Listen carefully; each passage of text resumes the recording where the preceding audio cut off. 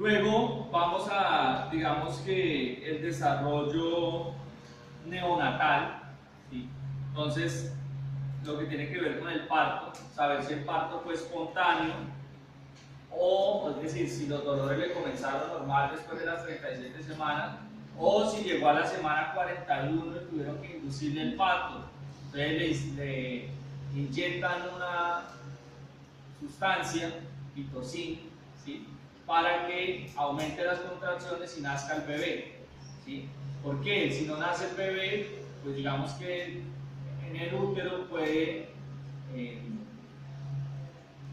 defecarse y comer de la materia fecal y eso de entrada le genera un problema multisistémico, el llamado meconio, ¿no? Si comen el meconio, entonces eso le genera un problema, digamos que para su salud.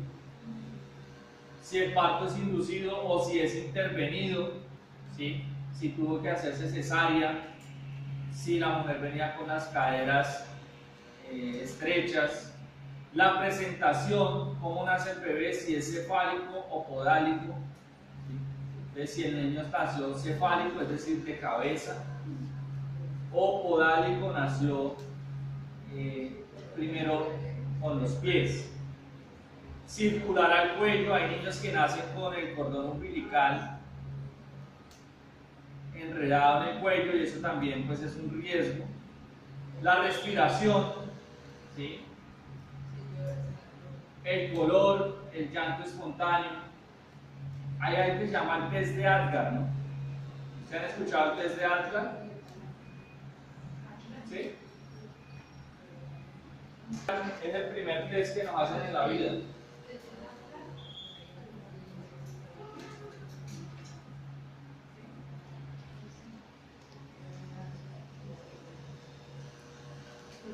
Test Apgar. ¿Sí lo han escuchado? ¿Sí? ¿Quién lo ha escuchado? ¿Quién lo conoce? ¿Tú sí? ¿Sí? No te acuerdas. ¿Ah? El test de Apgar mide, evalúa, ¿sí? Desde el mismo momento de nacimiento nos están midiendo y evaluando. El test de Apgar lo hace el pediatra, ¿sí? El ginecólogo recibe el niño y le dice: toma, esto es suyo. Ya usted verá. Allí el ginecólogo está pendiente de la mamá y el pediatra empieza a evaluar el niño. Y entonces le va a evaluar 5 ítems de acuerdo a eso. Cada letra es un ítem. La A es la apariencia.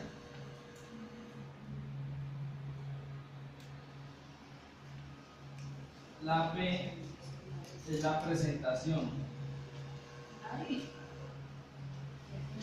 La G es la gesticulación. La A es la actividad. Y la R es la respiración. Tiene que ver con signos vitales del bebé. Cada ítem tiene 2 puntos. Dice que todo, si un niño nace vivo, tiene 8 puntos, ¿sí? Y al cabo del tiempo, una hora, ya debe llegar a 10. ¿Sí? Entonces la apariencia es el color del niño. ¿Qué pasa si un niño nace rosadito, así con un color de piel pues como el papá o como la mamá? ¿Sí? Bien, ¿cierto? 2. Pero si nace morado, ¿ah? ¿Qué pasa si el niño nace morado? Pues, inclusive hay niños que tienen que hacerle reanimación. ¿Ah? Sí, asfixiado, no tiene oxígeno. Si está morado es porque no tiene oxígeno. Es un signo de alarma, ¿sí? Si no le llega el oxígeno al cuerpo, ¿qué pasa? ¿Qué pasa si no? ¿Ah? si no le llega oxígeno a los órganos, pues los órganos se atrofian, se dañan, se mueren, dejan de funcionar, ¿sí? ¿Cómo? De la apariencia, ¿no? Sí, sí, la ictericia. Entonces, la apariencia es ver la apariencia, cómo nace el niño, si nació morado, si salió de buen color. Si salió morado, tiene que hacerle reanimación cardiopulmonar.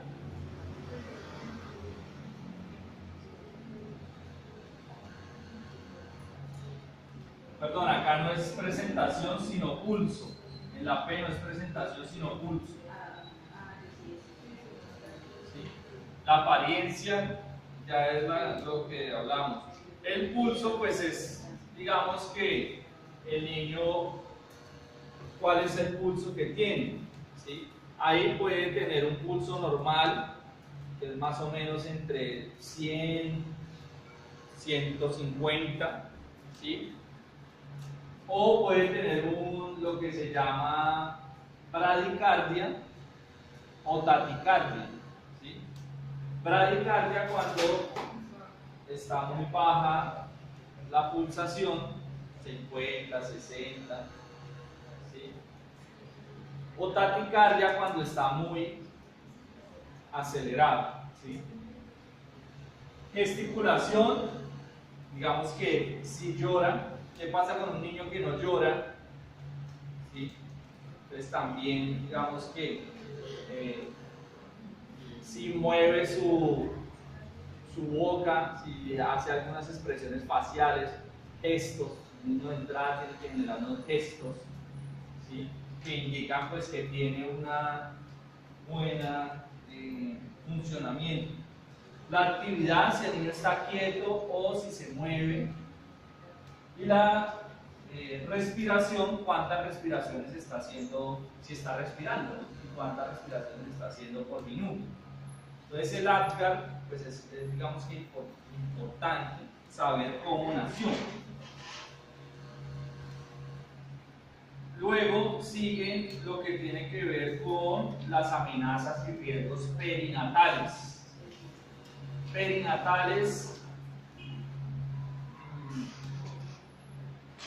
Los riesgos perinatales tienen que ver con el nacimiento, ¿no? El momento del parto, ¿sí?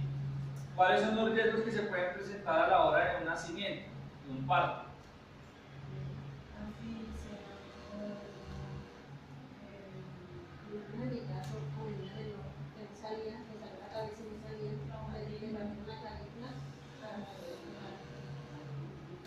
Sí, total. ¿Cómo? Entonces al momento del nacimiento pueden haber unos riesgos. El mayor riesgo que puede tener un niño es la hipoxia perinatal, ¿sí? La hipoxia perinatal es falta de oxígeno durante el parto. Y la hipoxia perinatal causa daños cerebrales, o sea, daños que van a generar un retraso mental, una parálisis cerebral o un trastorno del aprendizaje o un trastorno del desarrollo. Por eso es muy importante que el niño tenga adecuado atención al nacer y pues no sufra de hipoxia perinatal. Pues es algo más médico, ¿no? Para que un niño salga con eso es culpa de quién, de nosotros como las mamás que estamos en la de parto o del médico que no nos ayuda para que el bebé salga ahí de quién es. Puede ser cualquiera de las dos partes. Por ejemplo, hay mamás que no van a los controles prenatales. Entonces, si no van a los controles prenatales y el médico no se dio cuenta, o sea, si no va a los controles prenatales no se puede dar cuenta cómo viene el bebé. Entonces, por ejemplo, si el bebé viene podálico, viene de pies, pues si primero salen los pies, él va sufriendo, ¿sí? Para eso los médicos programan una cesárea, ¿sí? Si la mamá no hace adecuadamente el pujo, ¿sí? Si no puja bien, exactamente, dura mucho el trabajo de parto. Entonces eso es de parte y parte, es de parte y parte, digamos que lo que puede ocurrir. Y la hipoxia perinatal, yo que trabajo con personas con discapacidad, me he dado cuenta que casi que es el 60%, 70% de las discapacidades intelectuales, ¿sí? Y al momento de nacer no tuvo el oxígeno adecuado y nació con un retraso, con un déficit cognitivo, con un trastorno del desarrollo. Entonces hay que ser muy, muy cuidadosos. Y por eso pues hay que evaluar y analizar muy bien todos estos antecedentes. ¿A ustedes les parece importante todos estos antecedentes? Sí. Saberlos de su paciente. Fundamental. Y que a la vez no solo nosotros, sino que usted hay que estar preguntando un poquito de decir, ay, no sé. Entonces uno dice, pues vaya donde nació su hijo y llegar a que le regale la historia clínica para ver qué pasa, porque hay mamás que solamente dicen, ah, no está bien ya, pero ustedes no saben, o nosotras no sabemos qué pasó durante el antes, durante y después del parto. Y cuando hay otros que se enteran, ay, mi hijo le pasó, si no le colocaron, ay, mi hija no sé qué. Por ejemplo, yo esa familia cuando tuve a mi bebé, no sé qué pasó y a ella se la llevaron por allá a otro cuarto. Y cuando me la trajeron, estaba toda bañada ya. Y yo pregunté, ¿y por qué la bañaron? Y pues llevaba que como 3 horas de haber nacido. No pasa nada, mamita, no pasa nada. Y yo quedé ahí, como se dice, como que qué pasó con mi hija, que fue la bañaron 3 horas después de haber nacido. Claro. Y ese es el momento que no sé, y tampoco pues he ido a que me regalen eso, esa historia para mirar qué fue lo que pasó. Pero yo digo que es como algo de los pulmones porque ella como a los 45 días tuvo síntomas de bronconeumonía. Ajá, entonces ella estuvo hospitalizada pues casi un mes ahí con antibiótico y eso. Entonces pues uno deduce solito, pero pues las mamitas que no tienen estudio ni nada pues dicen, no, mi hijo nació bien. Y pues nosotros a la vez en la consulta como que ese puede ser un precedente de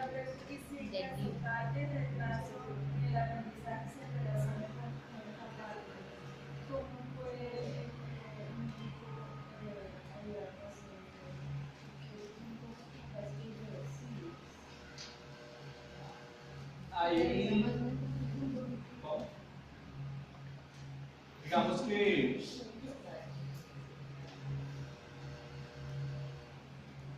no son, sí, lo que tú dices que son situaciones irreversibles, pero no significa que no se puedan rehabilitar, ¿sí? Por eso hay toda una proceso de rehabilitación y de estimulación. Entonces, de entrada hay que generar un proceso de estimulación, ¿sí? Entonces está, sí, a nivel de estimulación del lenguaje, a nivel de terapia ocupacional, terapia física, ¿sí? Y entre más rápido usted lo inicie, hay algo que en términos del desarrollo se llama los periodos críticos del desarrollo, ¿sí? Que lo que tú no hagas de los 0 a los 3 años va a ser muy difícil de que el niño lo desarrolle después. Entonces, frente a eso, entre más rápido usted acuda a la atención médica o psicológica o neuropsicológica, pues digamos que va a poder recuperar la función que no desarrolló.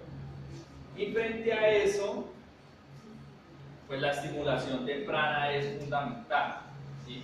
Hoy en día pues también la ciencia ha avanzado mucho y hay muchos procesos a nivel de estimulación cerebral, ¿sí? De estimulación infantil, que es bien importante. ¿Sí? Desarrollo psicomotor. Entonces vamos a evaluar también el desarrollo psicomotor, vamos a preguntar por el desarrollo psicomotor, básicamente. ¿Cuáles son sus fortalezas, dificultades? Entonces, si el niño tuvo dificultades para su musculatura, para mover las extremidades, la motricidad gruesa, la motricidad fina, o si el niño permanecía todo el tiempo con las manos cerradas y no las abría, ¿sí? O si el niño gateó, ¿sí?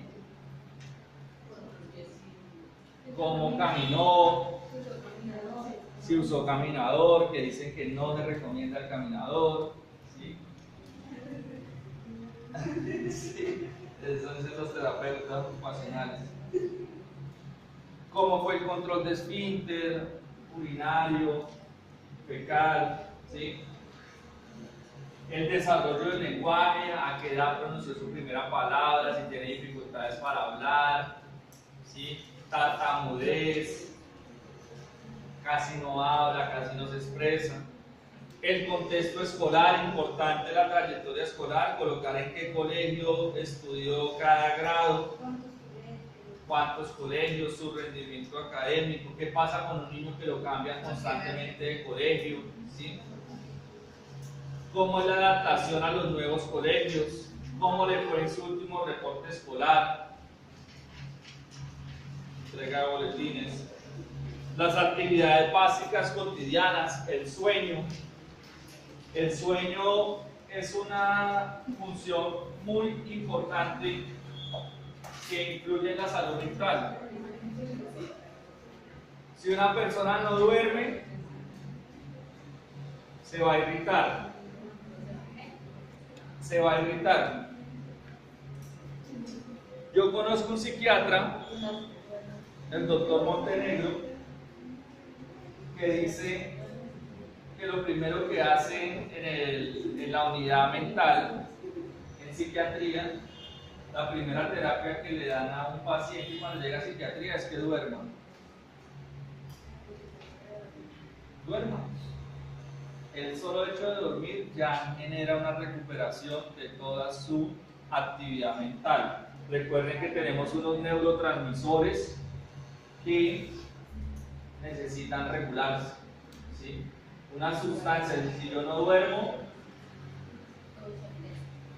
voy a estar irritado, ansioso, ¿sí? Y pues eso afecta. Entonces hay que preguntar por el sueño, a qué hora se despierta, a qué horas se va a dormir, si tiene dificultades antes, durante o después del sueño, con quién duerme el niño, cómo es la alimentación, si tiene dificultades al comer, cómo es su aseo personal, si se cepilla solo o todavía no lo hace, cuál es el nivel de dependencia, si depende absolutamente de otra persona, las tareas, cuál es el horario para hacer las tareas, quién lo acompaña, si tiene dificultades para hacer las tareas, cuál es el nivel de dependencia para hacer las tareas, el desarrollo socioafectivo. Hay que tener en cuenta que esta entrevista se orienta a evaluar las dimensiones psicológicas de un ser humano. ¿Cuáles son las dimensiones psicológicas de un ser humano? ¿Quién me ayuda?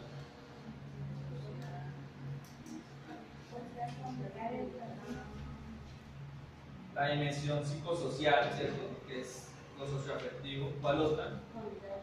Familiar.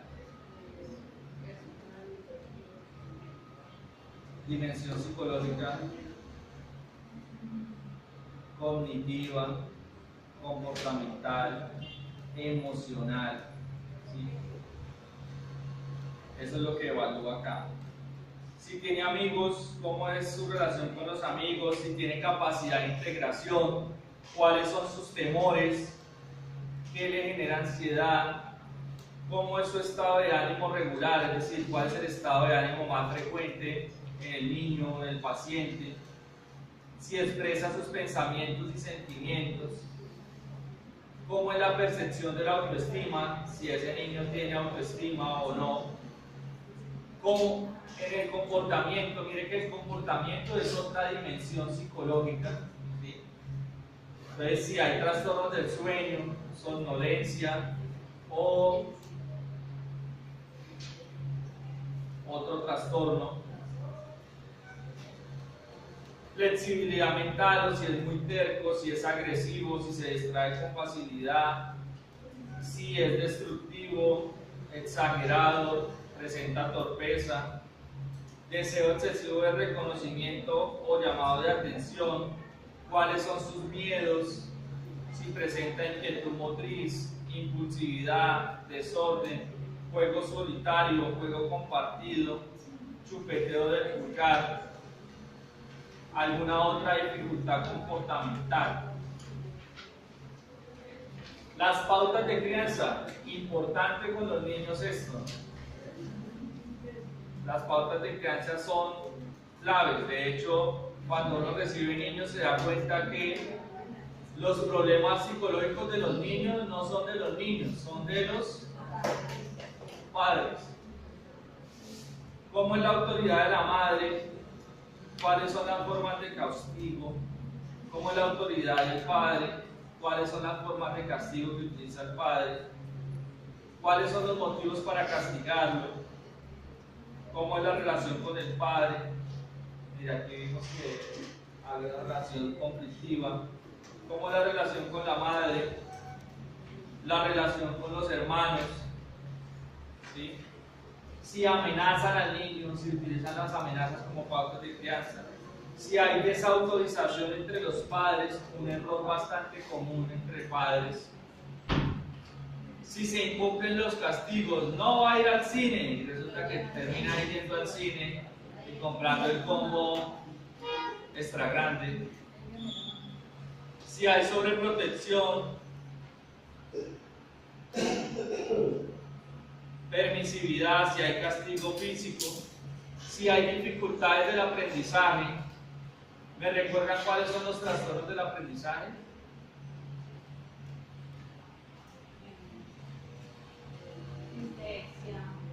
Dislexia. ¿La dislexia qué es? Cuando el niño hace escritura de espejo, cuando no diferencia derecha a izquierda. Dislexia es dificultad para la lectura, ¿no? Sí. Y que puede ser por el tema del espejo. Disgrafia es dificultad en la escritura. ¿Sí? Discalculia, dificultad para las operaciones matemáticas. Está también lo que tiene que ver con déficit de atención, de hiperactividad. Trastorno negativista desafiante, cuando es rebelde, cuando no reconoce autoridad, cuando es agresivo, ¿sí? Entonces todo eso también hay que evaluarlo, ¿sí? Observaciones, entonces al final la idea es que usted coloque en observaciones un concepto psicológico de su paciente, como esa primera impresión diagnóstica, ¿sí? Con base a todo lo que identificaste y evaluaste, ¿sí? Bien, ¿cómo les pareció este documento? Entonces ahí se los obsequiamos. Recomendación: construyan el de ustedes, tengan el de ustedes. Pues si me sirve este y pueden adoptar algunos, pero pues es importante que cada quien tenga su propio documento. Bien, ¿les parece si tomamos un receso de unos 5 o 10 minuticos y retomamos? Para que tomen tinto, aromática.